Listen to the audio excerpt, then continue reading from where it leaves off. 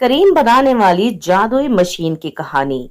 किसी गांव में सुनीता अपने शौहर राज और अपनी सास राजेश्वरी के साथ रहती थी। सुनीता और राज की शादी को 5 बरस बीत चुके थे, लेकिन अब तक उनकी कोई संतान नहीं थी, जिसकी वजह से सुनीता काफी अपसेट भी रहा करती थी।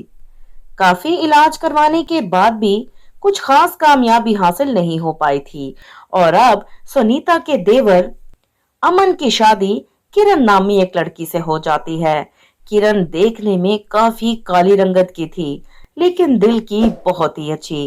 राजेश्वरी अपनी छोटी बहू से कहती है, अरे बहू, तुम्हारे ससुराल में तुम्हारा स्वागत है। बस अब जल्दी से मेरे घर में कोई खुशखबरी ले आओ। उसकी ये बात सुनकर सुनीता जलकर भुन जाती है। वो घर का कोई भी काम करना नहीं चाहती थी, इसीलिए करते करते वो घर का सारा काम किरण पर डाल देती है। और बेचारी किरण सारा घर का काम चुपचाप कर लिया करती, क्योंकि वो जानती थी वो ज्यादा खूबसूरत नहीं, जबकि सुनीता काफी खूबसूरत और गोरी चिट्टी थी। सुनीता हमेशा उसे काले रंगत की वजह से बदसूरत होने का ताना भी दिया करती। बहुत दुखी होने के बावजूद किरण हमेशा खामोश रह जाया करती। एक दिन सुनीता की छोटी बहन उससे मिलने के लिए आती है और तभी उसकी नजर किरण पर पड़ जाती है और वो सुनीता से पूछती है, अरे सुनीता, ये तेरी देवरानी का रिश्ता क्या तुम लोगों ने देखकर नहीं किया था? इतनी काली लड़की को तुम लोग ब्याह कैसे लाए? अरे देखना क्या था, देवर जी की पसंद की शादी है। अब उनकी पसंद थी तो भला हम क्या कहते। और ये सब बातें दरवाजे के पीछे खड़ी किरण सुन लेती है और बहुत दुखी हो जाती है। एक दिन किरण घर की शॉपिंग के लिए जा रही थी कि तभी उसकी नजर सड़क किनारे एक बूढ़ी गिरी हुई औरत पर पड़ती है, जिसके हाथ में कुछ सामान था जो सड़क पर उसके गिरने से बिखर गया था। किरण जल्दी से जाकर बूढ़ी अम्मा को उठाती है और उसका सारा सामान वापस शॉपर में डालती है और उसे गिरने की वजह पूछती है। अम्मा, आपको क्या हुआ? आप क्यों गिर गई सड़क किनारे? बेटी, मुझे गर्मी से चक्कर आ गया था। मेरा बीपी लो हो गया था, इसलिए मैं गिर पड़ी। अम्मा, आप मुझे बताएं आपने कहाँ जाना है? मैं आपको आपके घर छोड़ देती हूँ। अम्मा उसे अपने घर का रास्ता बताती है। अम्मा को उसके घर छोड़ने चली जाती है। उसके घर पहुंचकर अम्मा कहती है, बेटी, तुम बहुत अच्छी हो। आज के दौर में कोई किसी का कहाँ इतना ख्याल करता है। बैठो, मैं तुम्हें कुछ देना चाहती हूँ।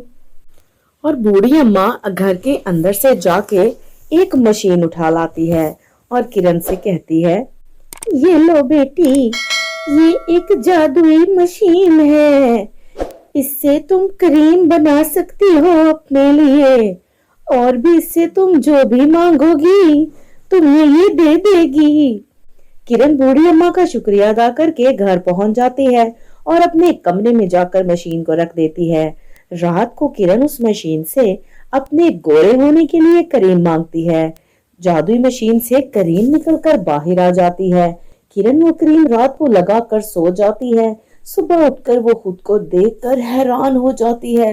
वो बहुत खूबसूरत और गोरी हो चुकी थी। उसका पति अमन भी उसे देखकर हैरान रह गया और फिर जो भी उसे देख रहा था वो हैरान होता जा रहा था। जब उसकी जेठानी सुनीता उसे देखती है तो वो तो जलकर राख हो जाती है। लेकिन सुनीता को ये बात बिल्कुल अच्छी नहीं लग रही थी।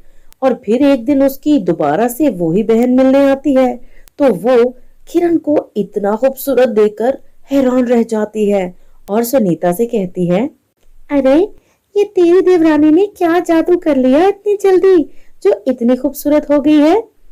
अरे मुझे नहीं पता क्या कमाल लग गया है इसके हाथों में। ऊपर से अब तो कंसीव भी कर लिया महारानी ने। घर में सब इसी के आगे पीछे घूमते हैं, मुझे तो कोई पूछता नहीं। और यही बात थी कि सुनीता दिन ब दिन किरण से नफरत करने लगी थी। और फिर एक दिन जब रात को किरण अपनी मशीन से क्रीम मांग रही थी, तभी सुनीता उसे देख लेती है और वो रात को चुपके से उसकी मशीन उठाकर अपने कमरे में ले जाती है और मशीन से अपने लिए क्रीम मांगती है। मशीन उसे क्रीम दे देती है। जैसे ही वो क्रीम लगाती है, सुबह उठकर जब वो अपना चेहरा देखती है तो वो काली हो चुकी थी और उसका चेहरा लाल रंग के दानों से भर गया था। वो बहुत परेशान हो गई। उसकी सास उसे देखकर कहती है, अरे, ये तुम्हारे चेहरे पर क्या हो गया सुनीता? सुनीता सारी बात सास को बता देती है और उसकी सास गुस्से और दुख की कैफियत में आ जाती है। सुनीता, जलन की भी कोई हद होती है। इतने अरसे बाद तो किरण की जिंदगी में कोई खुशी आई थी, तुमसे वो भी बर्दाश्त नहीं हो रही। और किरण ये बात सुन रही थी और कमरे में आ जाती है और अपनी जेठानी से कहती है, दीदी, आपको एहसास हुआ क्या?